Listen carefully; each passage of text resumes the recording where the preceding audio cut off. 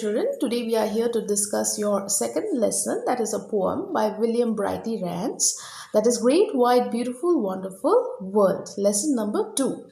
Now what is the poem about? It is about the beauty of the natural world. The poem has been divided into 4 stanzas. The first 3 stanzas have 4 lines each and the 4th stanza has 6 lines. Alright, so it makes 18 lines together of the poem. Now, in the first stanza, we can see that the poet describes the world as a very beautiful place with water and grass upon it.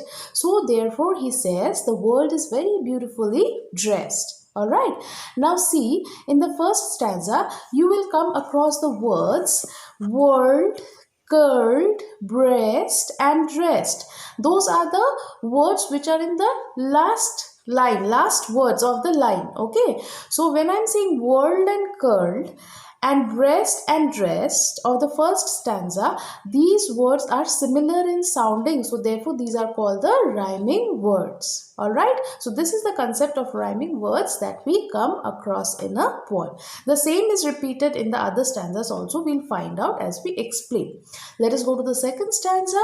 The wonderful air and wind, it shakes the trees, and the word which is chosen for shaking, it is whirls, which moves around very rapidly, whirling movement. Okay, so it moves around the mills and also the hills above. Right, so the wind and the air has been described in the second stanza. What is the third stanza about?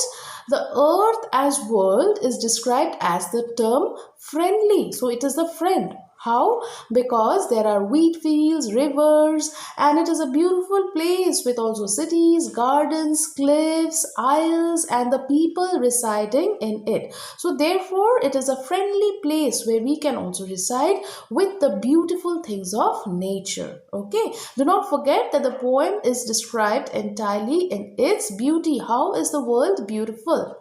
Now the last and the 4th stanza. The poet here compares between himself and the world. And he says, at first I think so, I feel very small compared to the world, isn't it?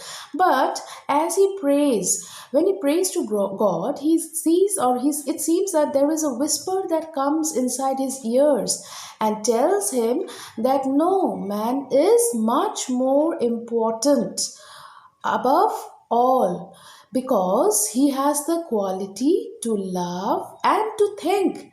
But the world cannot love and think. It can provide you with all beautiful things, isn't it? But the feelings that we have about loving and thinking, that only human beings have. Now this is according to the poet's concept, isn't it? So therefore he says, when God has created us, he is concerned about man.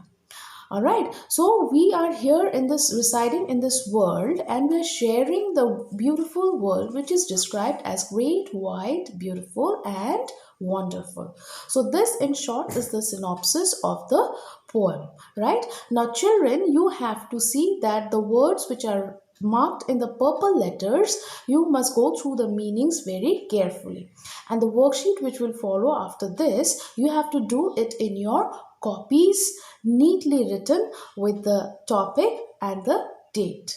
This much for today. Thank you.